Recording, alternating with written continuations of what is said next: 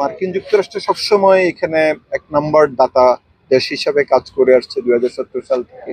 তো ওনাদের ট্যাক্স পেয়ারদের মানি কিভাবে খরচ হয় ওনারা নিজ চোখে দেখতে এসেছেন এবং ওনারা দেখে সন্তোষ প্রকাশ করেছেন।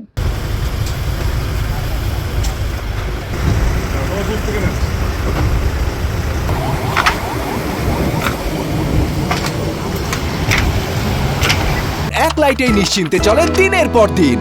Walton emergency bulb, the best emergency bulb. রোহিঙ্গাদের জন্য যে ফান্ড বিদেশ থেকে আসে, জাতিসংঘের মাধ্যমে সেই ফান্ডের এক ধরনের আপনার ডাউনফল হয়েছে গত কয়েক বছর ধরেই। তো এই পর্যায়ে মার্কিন যুক্তরাষ্ট্র সবসময় এখানে এক নাম্বার দাতা দেশ হিসাবে কাজ করে আসছে 2017 সাল থেকে। তো এই মুহূর্তে এরকম উচ্চ পর্যায়ের সফরটি অবশ্যই আমাদেরকে আশ্বাস দেবে যে মার্কিন যুক্তরাষ্ট্র যেভাবে এই রোহিঙ্গা ক্রাইসিস ম্যানেজমেন্টের ক্ষেত্রে অতীতে আমাদের পাশে ছিলেন, বাংলাদেশের পাশে ছিলেন, সেটি ওনারা কন্টিনিউ করবেন। ওনারা বলেছেন যে ওনাদের ট্যাক্স পেয়ারদের মানি কিভাবে খরচ হয় ওনারা নিজ চোখে দেখতে এসেছেন এবং ওনারা দেখে সন্তোষ প্রকাশ করেছেন।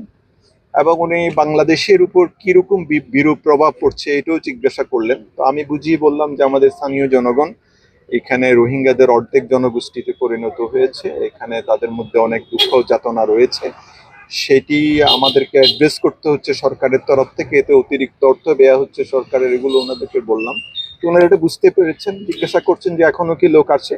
হ্যাঁ, আমি বললাম হ্যাঁ এখনো লোক আসছে এবং ওই পারে এয়ার স্ট্রাইক হচ্ছে এবং ওখানে বিভিন্ন রকম সমস্যা দেখা দিয়েছে, সেজন্য আসছে। এবং আমরা যে আমাদের যে রিপাট্রিয়েশন যে আমাদের মূল এজেন্ডা, সেটিও আমরা স্মরণ করিয়ে দিয়েছি ওনাদেরকে, ওনারাও এটা বুঝতে পেরেছেন। আমরা বলেছি বাংলাদেশে, উনি বললেন যে স্থানীয়দের মনোভাব কিরকম ওদের ব্যাপারে। তো আমি বলেছি স্থানীয়দের প্রথম দিকে খুবই ভালো মনোভাব ছিল, তারাই তো ফার্স্ট রেসপন্ডার ছিলেন, কিন্তু এই পর্যায়ে এসে 9 বছরের মাথায় এসে তারা আসলে এত বড় বোঝা আর বইতে পারছে না। এটা ওনারা বুঝতে পেরেছেন। এবং আমি বলেছি যে রোহিঙ্গাদের মধ্যেও কিন্তু তাদের দেশে ফেরত যাওয়ার একটা আগ্রহ আছে। তার উনি বললে, ওনারা স্বীকার করলেন হ্যাঁ রোহিঙ্গাদের যখন তারা কথা বলেছেন, রোহিঙ্গারা বলেছে যে তারা তাদের দেশে ফেরত যাওয়ার জন্য আগ্রহী, তারা চলে যেতে চায়।